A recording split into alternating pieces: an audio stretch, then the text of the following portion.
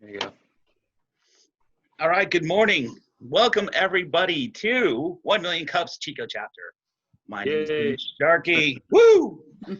I am one of the organizers here for 1 Million Cups. I work here at Chico Start. I'm the operations manager. And we put on this 1 Million Cups every Wednesday at 9 a.m. Well, we try to do every Wednesday. Actually, with the COVID, we're getting more responses and actually opening up our having a broader view and reaching out to other different chapters of 1 Million Cups. And if we don't have somebody, we can just set them up, go and say, hey, we don't have anybody. If someone has something interesting outside of our region or our area, we'll just start sharing those Zoom and we'll all just join in and listen to those. Because it is sharing, and that's what it's all about, having a community. So I would be really interested in seeing one of the larger chapters and see how many people log in and kind of the interactions that go on. I think it'll help us as a chapter kind of expand our vision or how we engage with our audience. So I'm kind of looking forward to that. But we're out till like the end of July right now with just local presentations. So that's pretty good. So 1 Million Cups is a weekly free platform for people to share their ideas, their concepts, and tell their story. They have 6 minutes to do it with a 20-minute Q&A. And this happens all across the United States right now, over 150 other chapters. So please, if you are tuning in to us here in Chico, please go to their website and look at all the different chapters, as well as YouTube. I've been looking at that a lot more lately too, posting our videos. So there's plenty to look at and plenty to learn and get some other ideas and concepts. So again, back to 1 Million Cups, Kauffman Foundation. So this is a free platform for the community to come, share those ideas, but also get feedback and validate those ideas or learn that you need to pivot and change directions and go a different direction. So this is a safe platform for everyone to share their ideas and their loves and their passions. And that's why I like this, because I have lots of love and passion. And I think I'm going to go for presentation number 5 pretty soon. We'll see what that one's like. Maybe that one will hit. So we want to thank our sponsors and our organizers. We have Chico Start, myself, and Eva Shepard, our executive director. We have Wendy Porter with Butte College. Thank you very much for your time, Wendy. And we have Heather Oogie, which I haven't seen her yet this morning, but she's with the Chico Chamber of Commerce. And then one of our sponsors is Kent Hastings. He does our video and audio recordings when we're out in the field. And I'm sure he's gonna give me a few tips because I've been working on videos and man, the patience you have, Kent. Loading, rendering, messing up, adding tiles, inserting, timestamps, oh my gosh. So I really appreciate your time, Kent. Sure. And so- I do that full time for school. Thank you. So that's it for us in introductions. And what we're going to be doing is presenting today Lynn's Gluten-Free Bakery. She has a wonderful idea and concept. So Lynn, you have 6 minutes. Tell us all about the amazing samples you brought today. Okay, are you looking for them? Yeah. No, I bought them the other day, Tim. I know, I ate them all. You have to let me know how you like them. Okay, share, what am I, here we go. All right. Well, I'm Lynn Tosello. The business I'm sharing with you today is Lynn's Gluten-Free Bakery. Come on. The things I bake are a taste like home. I focus on gut-friendly versions of traditional favorites that will awaken your palate and your fond memories of home. Fudgy brownies, sugar cookies, peanut butter cookies, chocolate chip, oatmeal, and snickerdoodles. Here's an up-close picture of the chocolate chip cookies. They're really good with a glass of milk. Why I bake gluten-free. Gluten-free is a necessity for many people. For others, it's a choice. I discovered I felt better when I ate gluten-free, but the choices were limited at the time I started out. They were hard and mushy, or excuse me, I'm not even reading my slides right. Existing products were hard and dry or too moist and mushy. It wasn't a good experience. So I knew I could create a superior product to what the market offered at the time. And I do. Here's another example, sugar cookies. Very, very yummy. They have a touch of lemon flavor. My mission is to deliver gluten-free baked goods that rival or beat wheat-based traditional favorites in taste and texture. I want to hear my customers say, wow, these are really good. Everyone loves them. My customers that I'm aiming for right now are the coffee companies who have their own customers. Here's another sample, peanut butter cookies. These, because it's hot, you can put a scoop of ice cream between them and make a peanut butter and vanilla ice cream sandwich. Really good. Next, please. Health and well-being are important to me, but also flavor, as I've mentioned. People who want gluten-free shouldn't have to sacrifice enjoyment. If it's just healthy, but you can barely stand eating it, why do it? So I bake with nothing but the good stuff, and I'm always working to make a better cookie from the favorite recipes. I enjoy the challenge of making it gluten-free and so good that people are thrilled to learn it's not made with wheat flour. Now, I started on this venture a few years back, and at that time I was just making the brownies. I entered them in the Butte County Fair, and to my amazement and joy, they took first place. And until this year, I was registered with Butte County Health Department as a CFO-A, which meant I could sell only face-to-face with people who were going to actually eat my product. And this was the flyer I used at that time. It was a person-to-person kind of flyer. But now I'm a CFO-B, which means I can sell wholesale and retail. And this is my sales sheet that I've created for the wholesale customer. I shout out to Amy Lewis of 6 Degrees Coffee, because she was very helpful in designing this, putting my logo on it, color pictures of the products, the prices, the shelf life, and all that information. So I thank her very much. Way back when I was just doing brownies, this was the packaging that I was using. It was very labor intensive. It was cute, but impractical. Today's version of my packaging is all individual, so it's geared to the needs of my wholesale customers. And with COVID hanging around, all pastries are singly wrapped for display and delivery. So if you have somebody come to your counter, if you happen to have a counter situation, they can just pick up the cookie, buy it, and take off. If you're doing curbside, then it's already prepackaged. You just drop what they want into the bag that they're buying, and away they go. My products are comfort food for a trying time. They give you a little lift when you need it, and they taste so good. There's no guilt. Oh, none? None, Tim, none at all. So my goal is to have my products in at least 5 local coffee shops, trucks, kiosks, carts by the end of the summer. And I already have one who's really interested, and I'm reaching out to others as well. And if it's held in September, I'll have a booth at the Paradise Chocolate Fest. I hope that by September we can have gatherings like that again.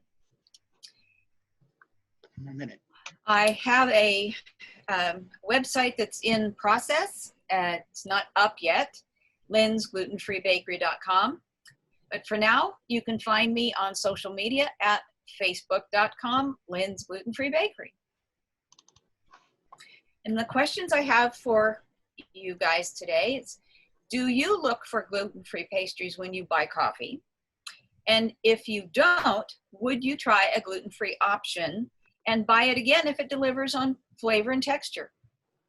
And how might I increase my market share and distribution, especially now that our colleges are online and most of the events that have brought people to Chico in the past have been canceled.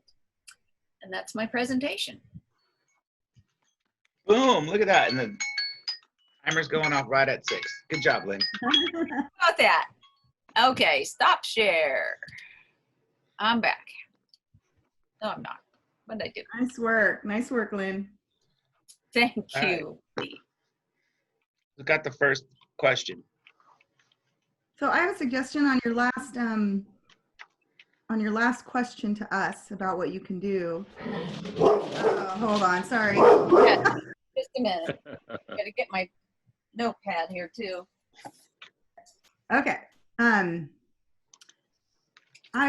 don't know about the, if the Chico State students are still in town or not, but I'm thinking that maybe a way, when you get your website up, another way to kind of advertise would be to offer gift baskets for, to make people feel bad. I really like that slide when you talked about good pastries in a trying time, something like that. I think I want to buy a gift basket for my mom with the cookies in it. So, and you might get a better price point on that than just offering the cookies, Yeah, baskets. Yeah. And I liked how you interspersed the pictures of the cookies and then how you told a little story about it, like add it with vanilla ice cream, or this one has a little lemon in it. That was a good thing to do. Thank you. I'd like to amplify and agree with Wendy on the gift basket. I used to work at Hope's. Well, I did the website for Hope's Cookies for a few years, and I think this will let me share the screen. I'm going to give it an attempt. Here we go. Can everyone see that? Yes. Okay. So they start off, getting you on the mailing list for discounts. Very smart move because the money's in the list. So you see these different cookie flavors. I even made a game, like one of these match game things. You'd have the cookie flavor would show up and you have to match it to another one, so I had crazy stuff back when I was doing this. And they've got storefronts, but you can see the different flavors here. Yeah. So they got, the snickerdoodles, the chocolate chips, and all this other stuff. So this is Hope Spivak in Pennsylvania. And they sell their cookie dough to the Albertsons back there. So they're so the Rosemont store has reopened. I've even been there. So they had like this little cute little storefront. Oh, cute. Yeah, really nice. And they got this little cow thing. So they, that was kind of a big deal. So I'm going to stop sharing here. But you get the idea. Yeah. So been there, done that. They make money hand over fist. So I like the idea of selling the cookie dough too. Yeah, that's what I was thinking. Yeah. Have you tried refrigerating or freezing it and then thawing it out and see how it cooks? That way you can make batches, freeze them, keep them ready to go, and just take them out, whack them, and. Yeah, I've definitely been considering that. I'm thinking, okay, how much can I bake in one day, and at the price that I have it listed for per cookie, how much can I sell from a day's baking? And I was thinking, well, okay, in succession, if the dough, as you say, is already made up, then I just have to scoop it and bake it. And so that might be a 2-day process. Make the dough one day, bake it the next day, and get it packaged and out to the customers. Yeah, and you already got merchandise. Look at you got a T-shirt going on. right, logo. Yeah.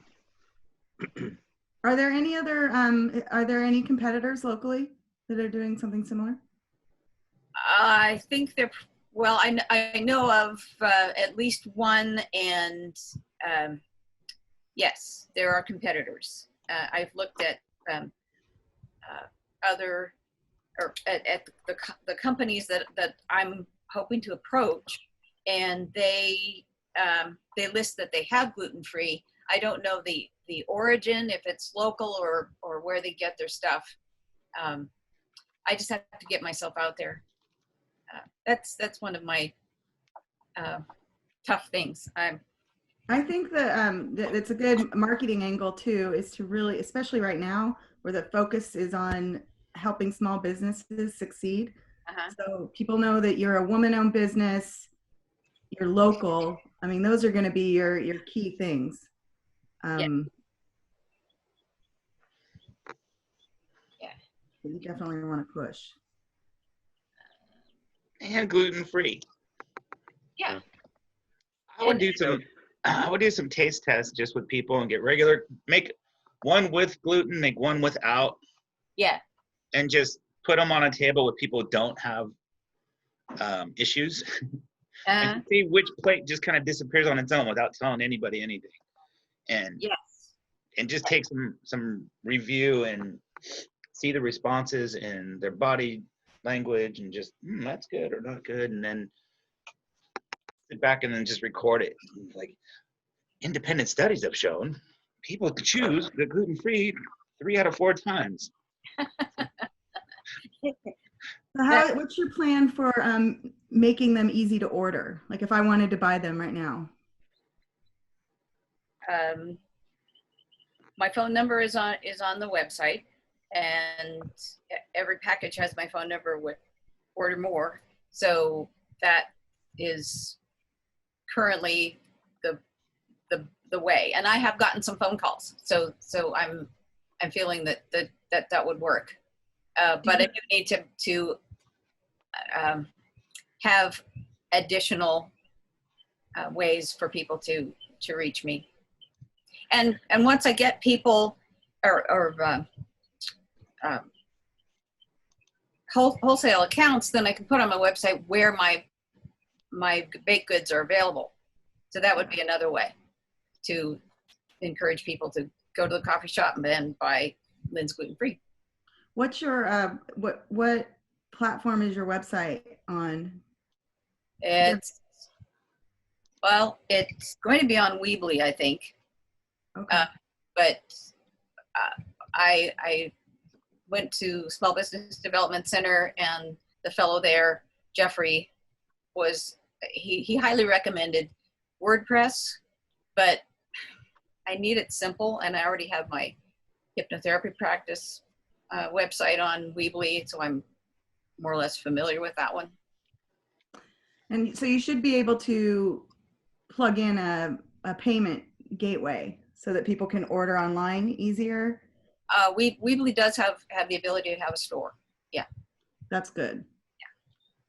That won't help with the wholesale, or maybe it could. It could be both. But if I wanted to order, I just know me personally, because I'm typically doing many things at one time. Yeah. So if I'm, oh my God, I want to get these cookies, and then there's no option to just click through and buy it, then I probably wouldn't. So yeah, click through and delivery. If you're local, I can bring them to you. Nice. Curbside delivery. And that's something else that I've heard about the coffee companies is there are very few bakeries that are delivering to them. So that's a plus for me as well. And I think you can set up purchasing right through Facebook as well. Okay. I think you can create different, purchase, buy now, and I haven't looked it up, but I think it might be something easily just to implement without a website or anything, as long as you'd have a PayPal account or something like that, or Facebook might already have something set up. Mm-hmm. Facebook. What do you call it? Yeah, there's another thing to consider is there's a woman in town, Courtney Gray. She has Gracie Glass Company. Oh. She's always at the farmer's market, and her products are made in Chico, but what she's done on her website, because I've ordered earrings and things as presents from her for my family. Actually, my sister is her life coach, which is really weird. I just found that. But or her career coach, whatever. But she does a really good job of making me feel special. Like every time I order something, I get an. But when you order something from her, it's obviously an automatic response, but it always has my name. You know, Wendy, thank you as always for supporting a local women-owned business. You know, there's something very like a personal note that comes through as an automatic response, but you have to capture the person's name, and you only can do that if they're filling out online form to do that. And then like what Kent said, there's always she offers you to sign up for her newsletter in every communication to get discounts and all that. But she just has this really personal way of doing it. And so if you are like large orders, if you're going to get these coffee shops, when you do a delivery, make sure you put in there like a handwritten postcard note thanking them personally, put their name there. And that really goes a long way to keep that relationship, that client relationship going. Another thing, I'm going to share a screen again, if you don't mind. Sure. So Mrs. Beasley's used to be the big gift thing here on the West Coast. Mm. I don't know if you're seeing this. So this is actually, that goes Cheryl's.com. So if you go up to Cheryl's, so Harry and David, Sherry's Berries, man, these. Sherry's Berries. Yeah. That's Wolfman's Bakery. Are these all the brands that, man, this is a big enterprise up here. But doing it by season, for instance, like for birthday, thank you, birthday, because we could do like 20, and they got the different flavors. They claim to have a gluten-free brownie, but I couldn't find it. Mm. But you see a birthday baby. You have 2 minutes. Sorry to interrupt. 2 minutes, we'll have to reboot, guys. Graduation, stuff like that. Anyway, so do it by event might be another thing to just keep in mind. So. Okay, looks like when I get to the point of having a helper, that helper should have a flair for cookie decorating. Yeah, yeah. My daughter does.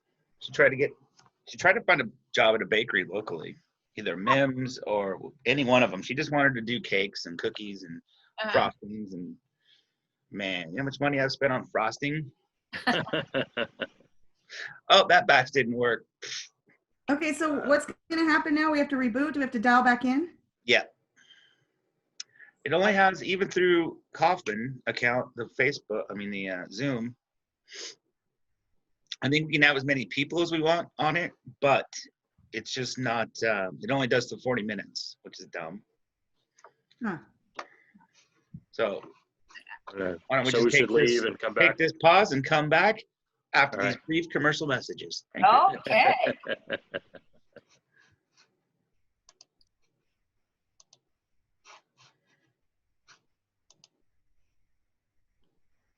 You know, in case the local stuff burns down and the internet and PG&E cuts the power off and there's no phone and all that. So I can get on with battery power, and I can pretty much anywhere. I have to go out 1,000 kilometers. Not kilometers. Come on, keep it real. People talk. Yeah.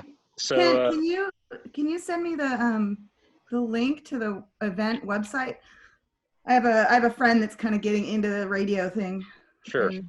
And I would think it would be really popular right now, especially in these times where everybody's thinking of pandemics and apocalypse. What we're doing for the normal people, because a lot of people don't want to go to get a ham license and everything. So what we've been doing, like Monday, I was driving up to Magalia with a bunch of people who work for emergency services, and we're driving up and down the streets. And so we had a guy at the fire station 33, and he's telling us how he can hear us at various points. Like I'm at the intersection of Nimshu and whatever. And, whether it's a green or yellow or kind of spotty. Mostly on the Skyway, he could hear me on Nimshu, like I was right there. So that was good. So there's some places that are, so the GMRS radios, those are things you don't need to get a license. You just pays your money, $70, your whole family can use it, and you get a little call sign. and you can run up to 40 watts on that. And with a battery thing, and you could put an antenna on the roof of your house, or have it be a vehicle thing. I just keep it in the car. So I run 15 watts. It does, it doesn't matter, just an antenna on the roof and a nice radio, better than a walkie-talkie as far as distance. And you can get walkie-talkies. So the benefit is that we in Oroville, we've already set up a repeater on GMRS.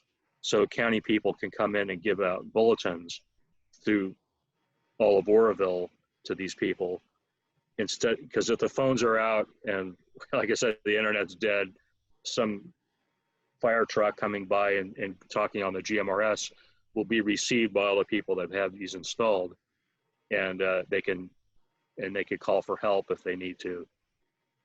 Could you use that on a reverse kind of technology, just to ping services and show on a map, just to see where fire trucks are, or ambulances, or I don't know. I just thought of that. Not on GMRS. I have a thing called APRS.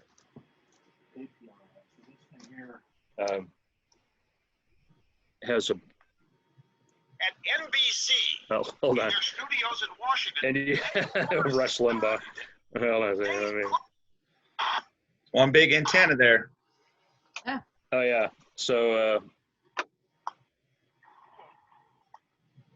let me just get. Okay, so I'm gonna go. So we can hear hams, and I can put it on a scanner mode, but so Chico PD, I'm just going to put it on scan. You can hear everyone getting in trouble or being saved. Right. The thing to note is that thing there says GPS. Uh-huh. Okay. So, okay, I'm going to stop this. You got one more minute. We're going to interview time. Okay. That shows you the latitude, longitude, time of day, and everything. I'm getting reflections like crazy, but so that can send out a beacon, so that if I have this on my hip and I'm going through a building or something, and Go ahead. so you can hear the cop calls and stuff. 9th and Orient, but I'll take a cover unit. Anyway, so can we use this for ghost hunting? You can run through and listen for voices on it. I've been watching BuzzFeed. Ghost hunting. Paranormal. Yeah, there you go. Tim, are you going to hit record again or what? Oh, we're recording. Oh, Yeah. Okay. I'll just have to trim it now. Sorry. So I have another question for Lynn about your kitchen. Uh-huh. You have to, are you cooking these in your kitchen, or are you using a commercial? No, I'm in my kitchen. I am registered with County Environmental Health as a CFOB, and that stands for Cottage Food Operation. It's a new California law that relatively new, went into effect January 2013. And to be a B-level registry and being able to sell wholesale, I had to have my kitchen inspected, and I passed with flying colors, no violations. So I have taken the Serve Safe course that is offered through Small Business Development Center, and I'm licensed for 5 years with that. And then every year I renew my CFO permit with the county. And once a year as a B registration, I have someone from the public health office come in and inspect my kitchen. Nice. Which allows me to sell third person. As an A level, I didn't have to have my kitchen inspected. In that case, I had to meet my customer face to face, so they knew exactly who had baked their cookies. And the only time a kitchen is inspected under the A level is if there's a complaint about your product. So I'm at B now, and I'm inspected, and I thought I was ready to rock and roll back in January, February, and then all this COVID stuff happened, so that kind of slowed things down. I think you can still do online sales just fine. People want to try new products. They're shopping. People are at home looking for. Amazon's going crazy. They're hiring thousands and thousands and thousands of new drivers.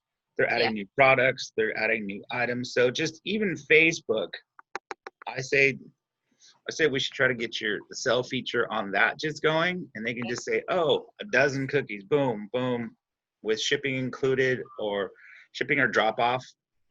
Yeah. And even drop off, add a little bit to the price of the cookies for time. Oh, yeah. Yeah.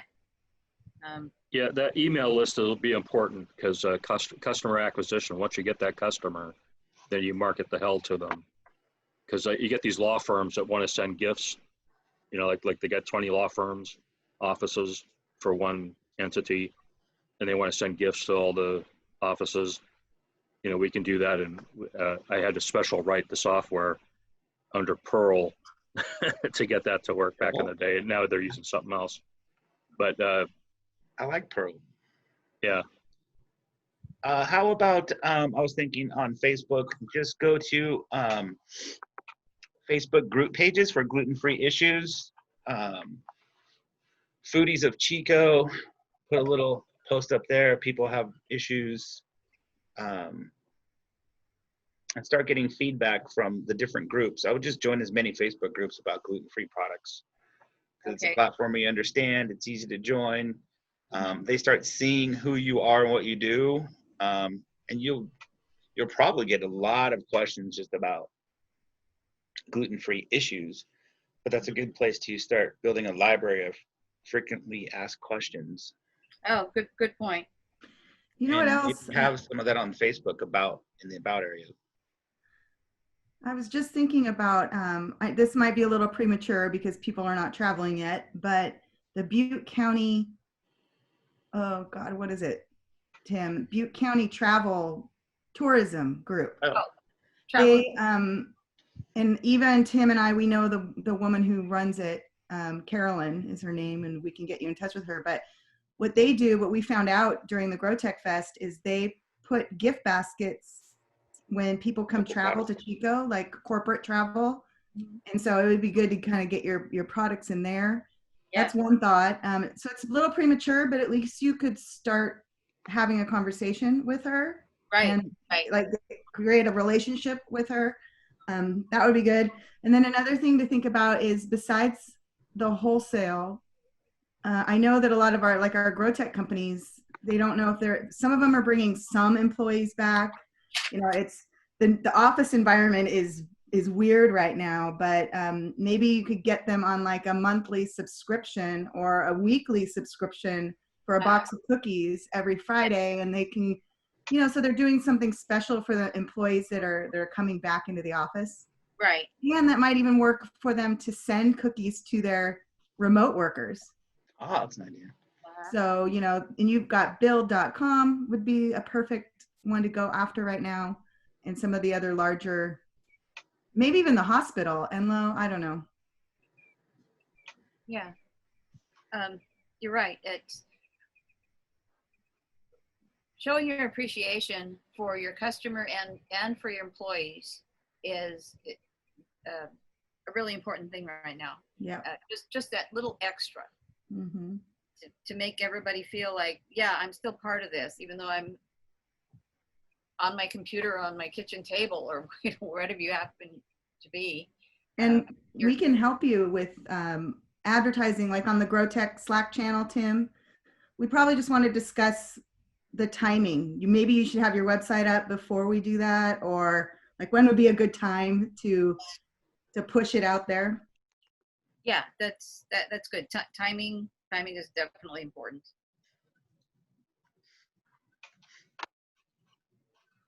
When Hopes went, they've got this multi-stacked layer oven. I don't know if you've seen those, the bigger commercial oven thing. Huh? She put trays of stuff, a whole bunch, all filled with a stack when as shipping out orders.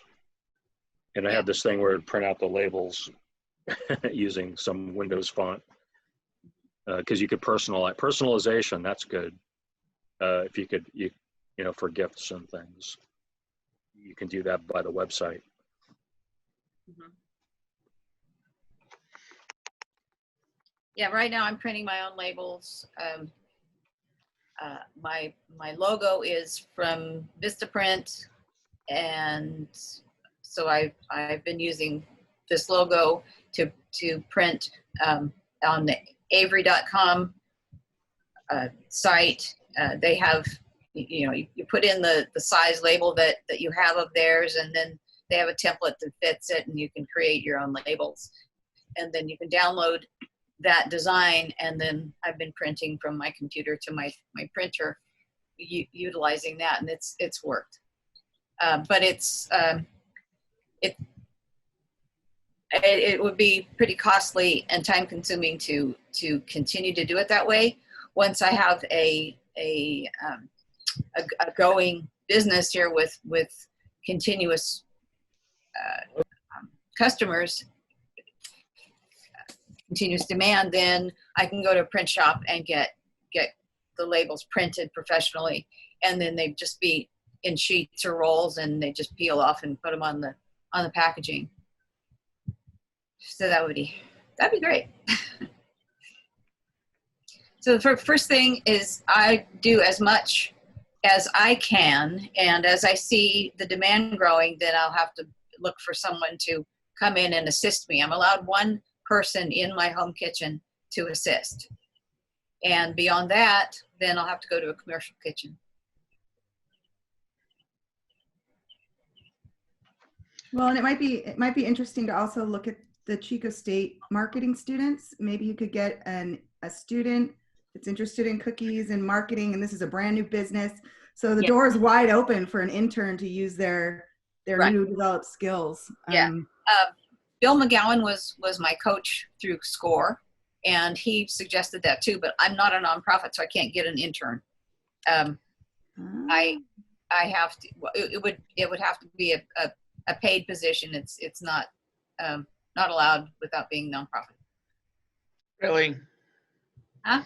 I was just post an intern position, learn how to bake, especially if someone's, or we're talking about marketing, but just marketing projects, looking for someone to do a thing, a student, they can still put that on their resume that they work for you. It doesn't have to go through the school itself.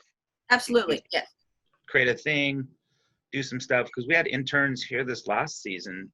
2 of them just did it on their own time. They just wanted some experience inside an office, no pay, just a couple hours a week. And like you're saying, you only need some help a couple hours a week. Right. Taking care of some marketing stuff, creating things, and even working on your social media and setting things up for you. Mm-hmm. Yes, I can definitely use help in all those areas.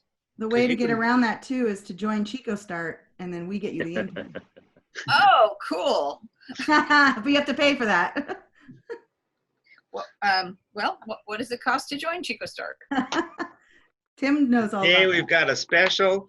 If you do it within the next 3 minutes of this meeting.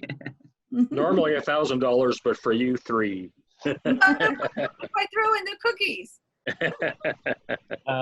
All the coffee you need is free with your cookies. You do a barter cookies for time. Work something out. But time for us to wrap it up. Thank you so much, Lynn. You did an awesome job. You're very receptive to our comments, and you come back with some nice answers. So I think you're going to do fairly well once you get everything set up for sales and some other items and a small website. I think you're going to really start having to have a helper in general. Great. Because selling a couple hundred cookies a month, you're going to be in that kitchen a lot. Yeah. Well, music to my ears, Tim. And you should also look with, I don't know if you have an electric oven, a gas oven. The more you're cooking, how much that cost is going to reflect in your cost of goods. Right. The more you cook, and especially with electricity costs lately, they're crazy. And cooling your house with air conditioning because the house is hot. So. Yes. So we want to thank all our sponsors, all our organizers. Thank you, Kent. And Eva's going to jump in and say hello before we leave. I was listening. Good job, guys. The next meeting to go to, and all our organizers, Chico Start, Butte College, and the Chico Chamber of Commerce. So everyone, thank you for your time. Please go out and find someone else to come next week. Watch and share with a friend. And remember, go out and be awesome today. That's right. All right. Love you guys. All right. Bye, everyone. Bye. I'm like, okay, I'm not gonna